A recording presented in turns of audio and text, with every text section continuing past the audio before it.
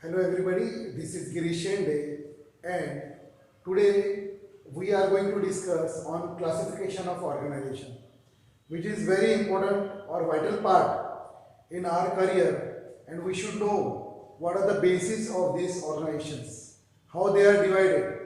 It is very important for the commerce student as well as to get the general knowledge also. So you remain with me till I finish this video.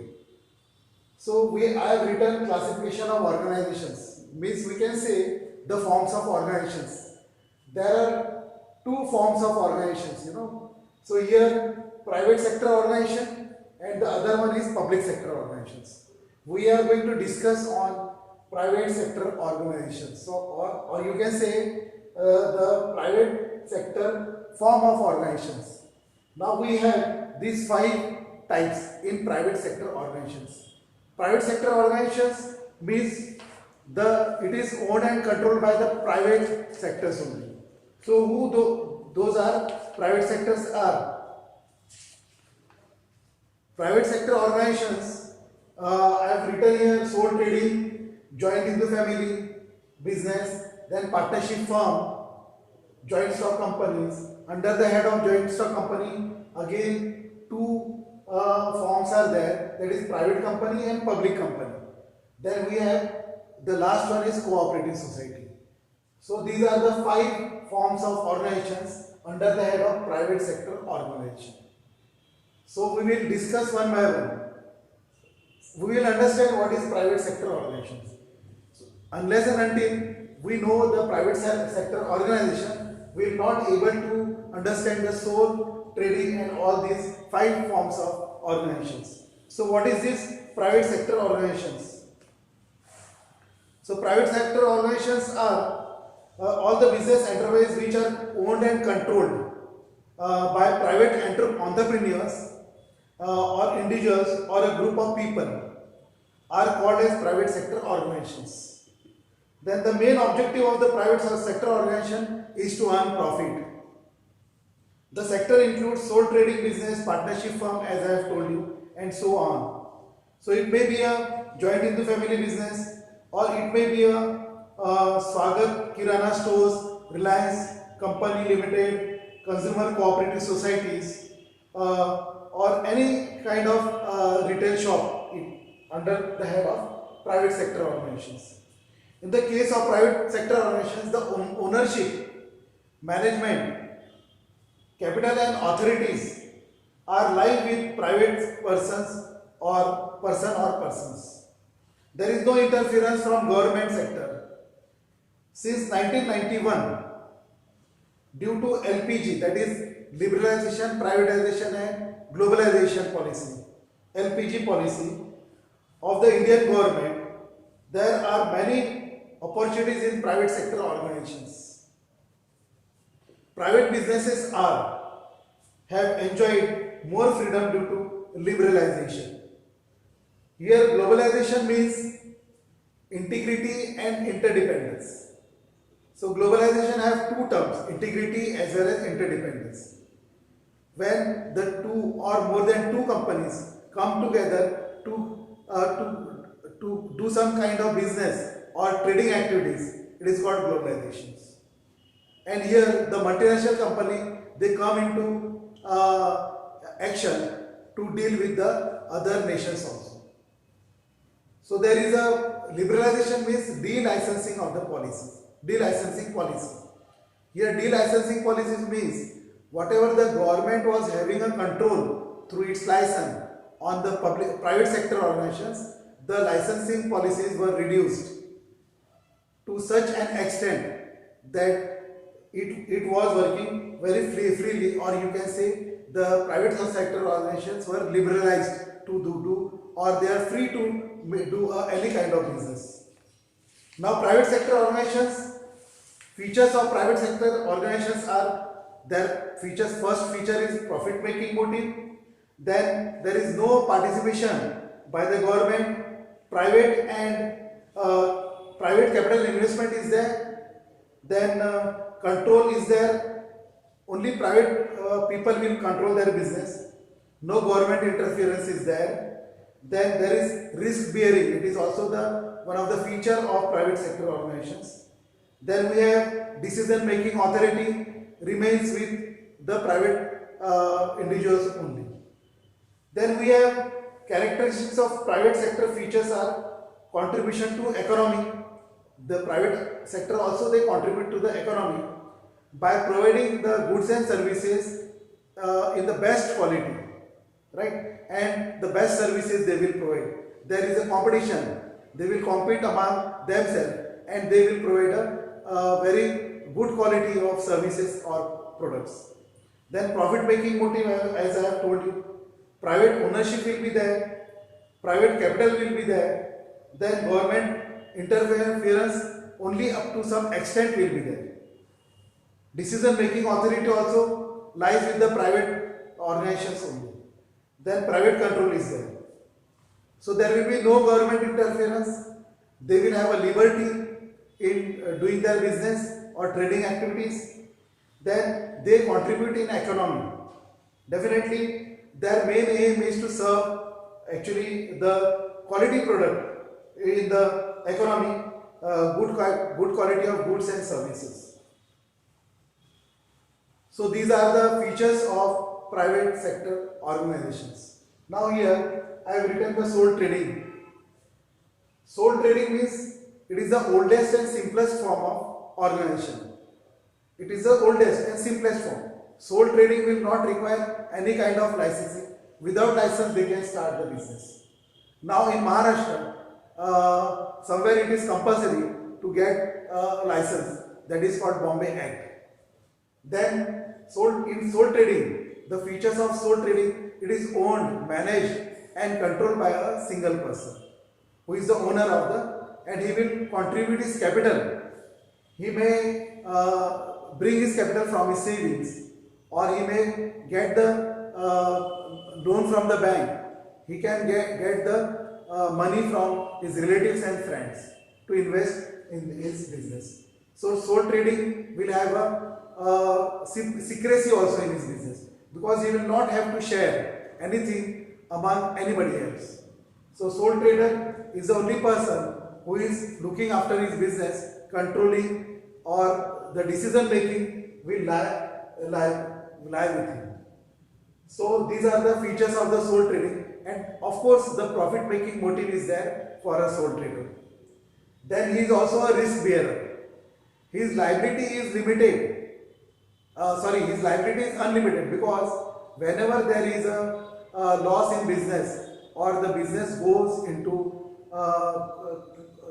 wind up, then the sole trading has to bear all the debts and he has to pay all the debts of the business. So here the liability of the sole trading is unlimited, because the personal assets are attached to pay the debts of that sole trader, right? Then the next one is joint Hindu family.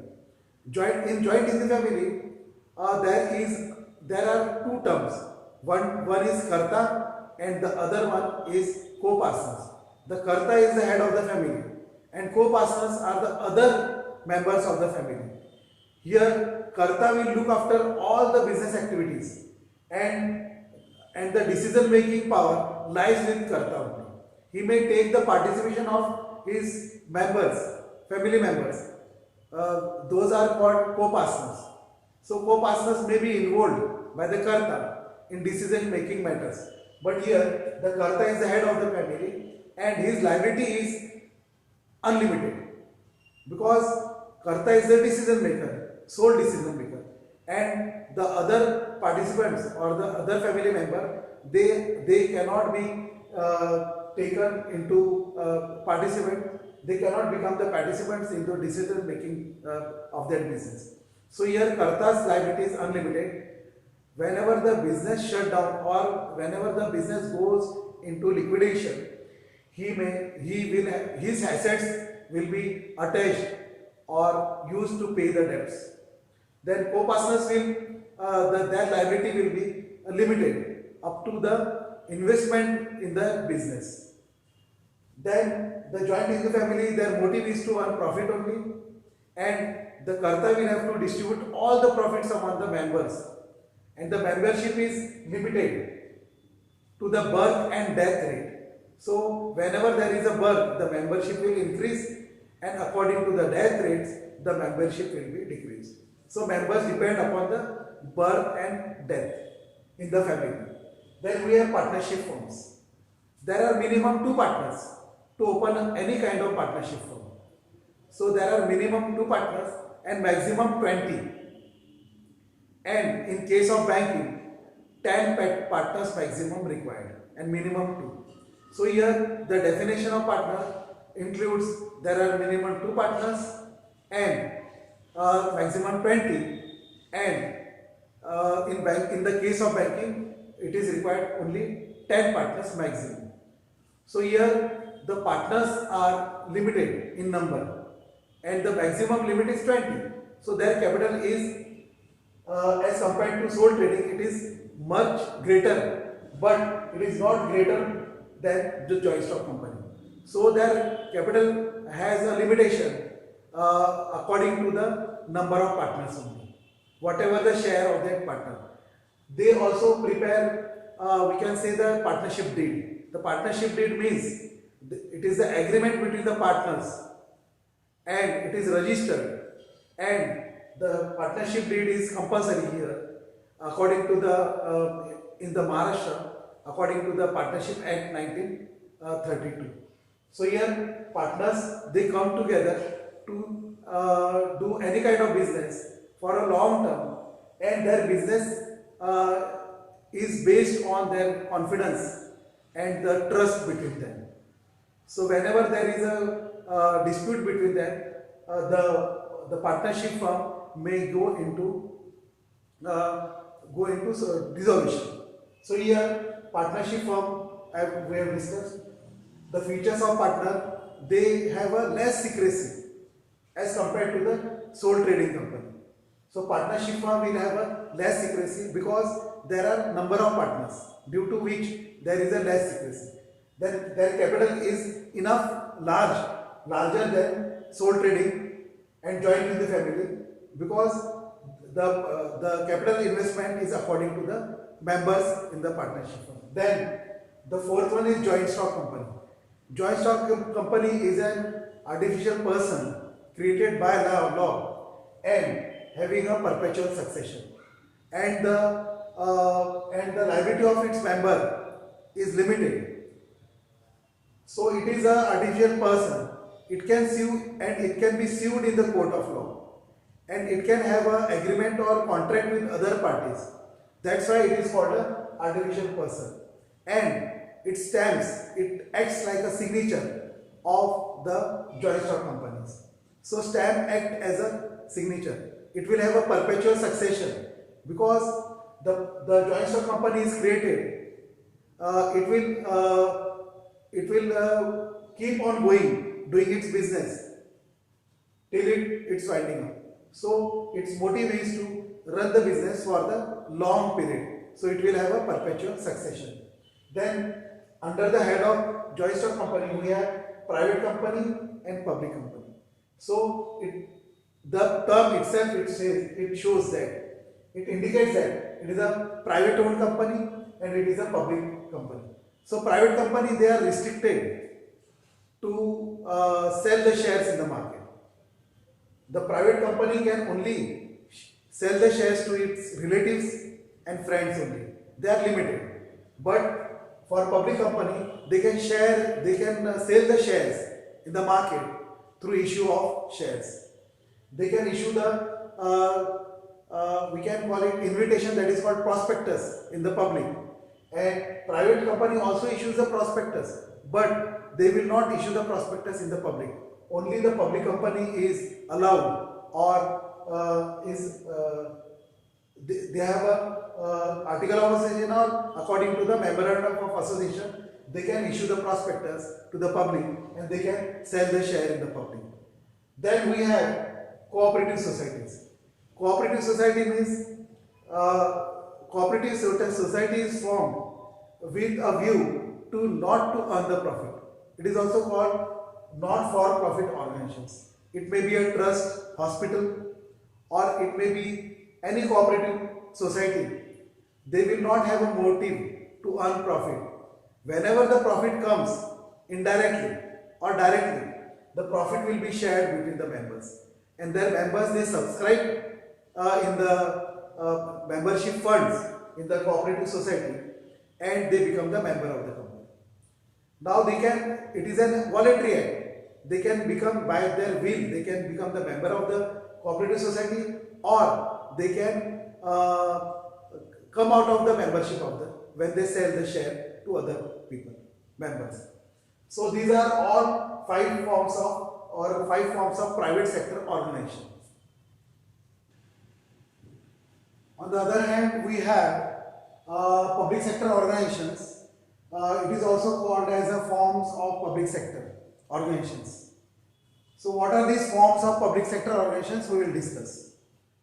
The first one is departmental organizations, or it is called departmental undertaking, also it is called departmental organizations.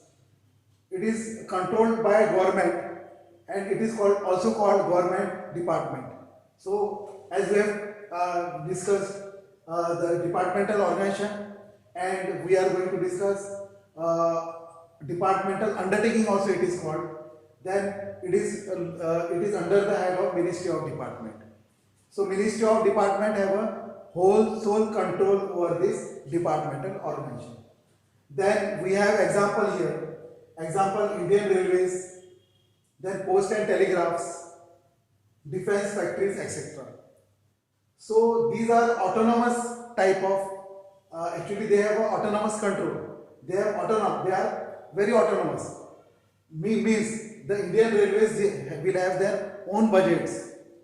They will produce every year their own budgets, and they will not have to rely on the government treasuries for their finance.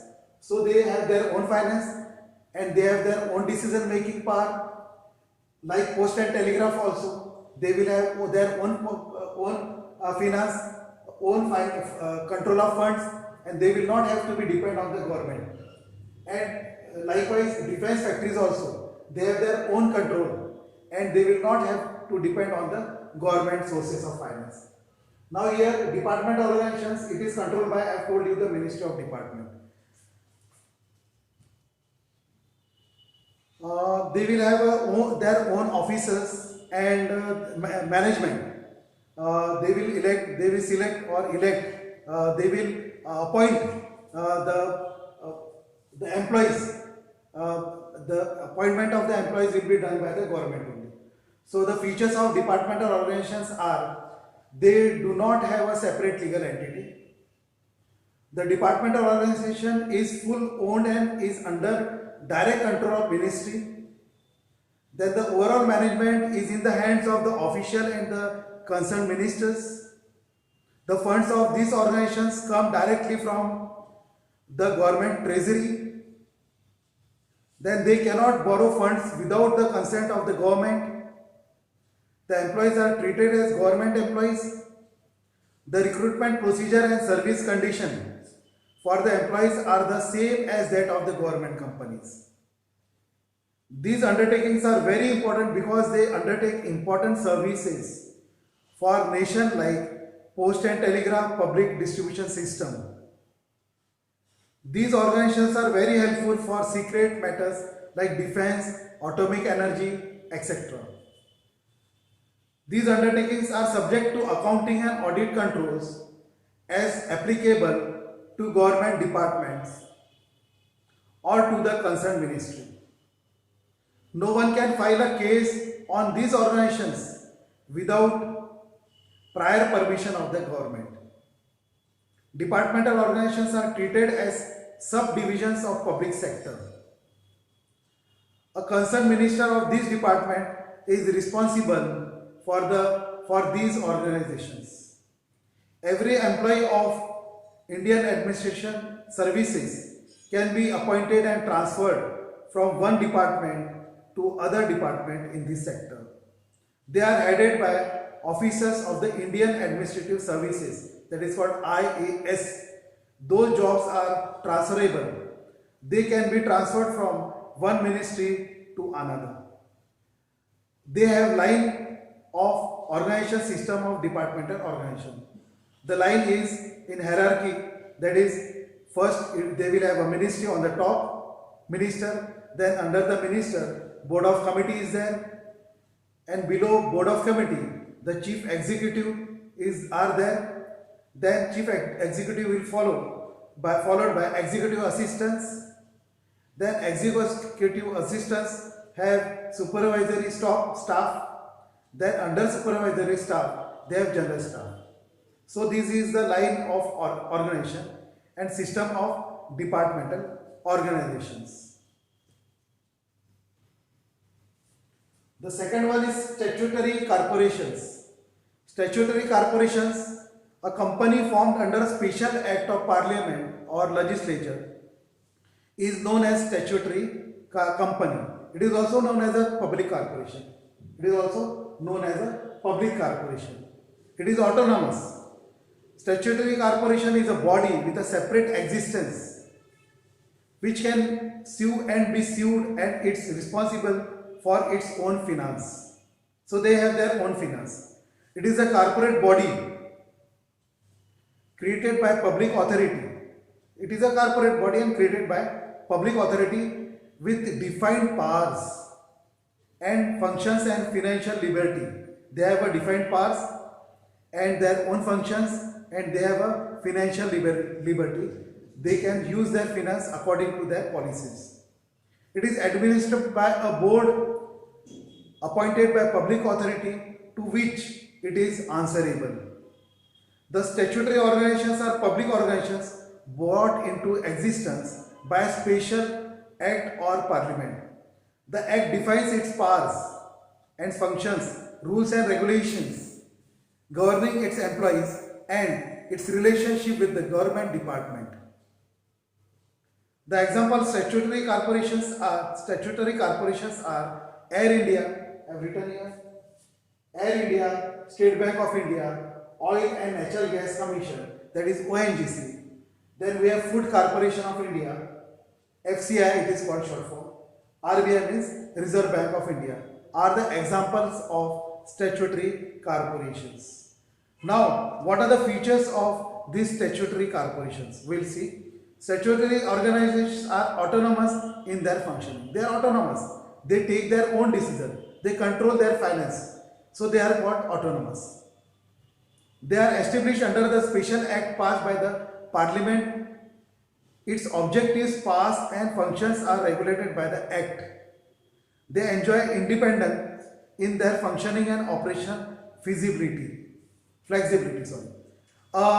Statutory organizations is financially autonomous and need not depend upon government budgetary allocations. It has its independent accounting system, but financial reports are placed in the parliament for discussion. Its employees are not government employees. It recruits its own employees. The liability of its member is limited.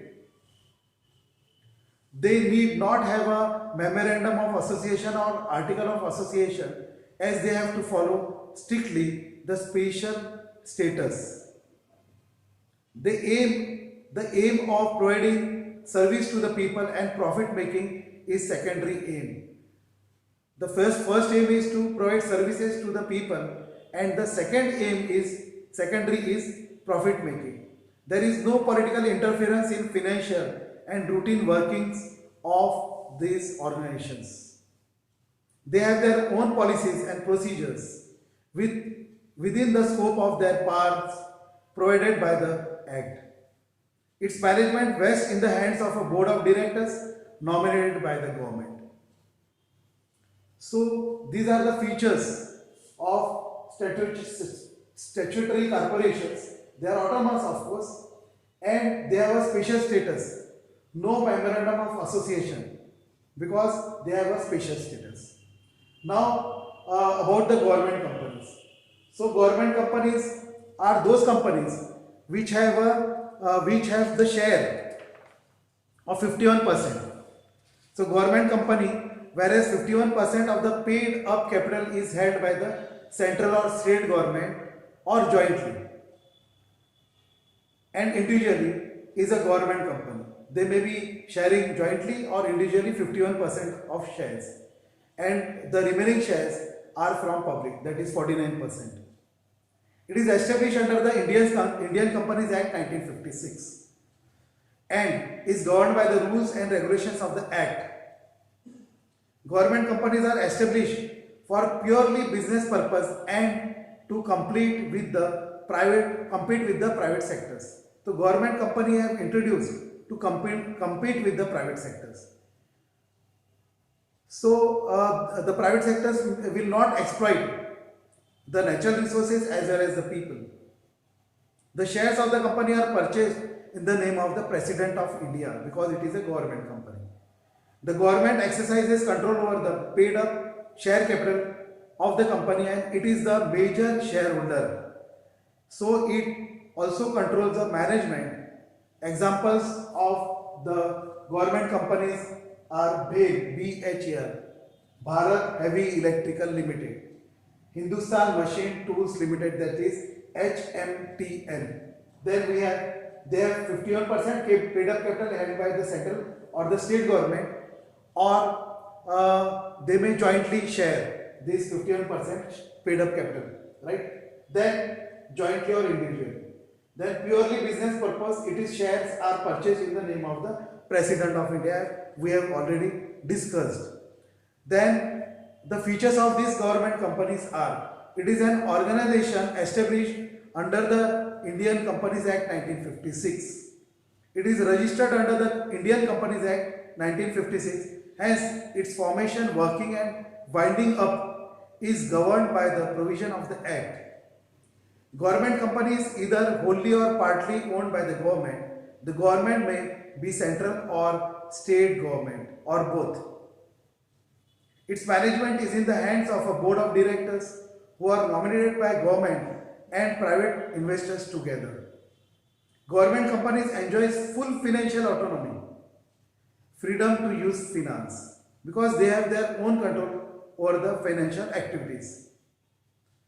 It enjoys managerial freedom in running the business without interference of the politicians. So there will be no interference of the politicians in any way. Its accounts are audited by the government auditor. So it is compulsory. Its business activities are done purely on commercial principles basis which lead to profit motive. The employees are appointed according to the rules and regulations set by the company. So the employees, they have their own rules and regulations to appoint the employees in the government companies. The memorandum and article of association are the main document of the company. Here in government companies, the memorandum and article of association are the main documents of the company which contains the objectives of the company. So we have already discussed what is memorandum of association.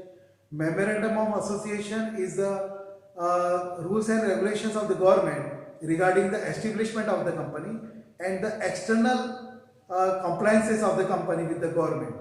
And article of association, it is the internal rules and regulations of the company. So this is the difference between the memorandum of association and article of association. The annual accounts of the company are placed before Parliament or legislature for review. The company can enter into contract and acquire properties in its name. So it has an independent decision making power.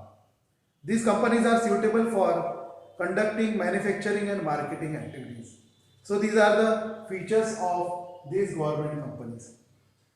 So whatever the topics we have discussed, private company and public companies, the public sector organizations, it is very important from the point of view of commerce students, and it also adds the knowledge how the companies they are, how many types of companies are there, private and public.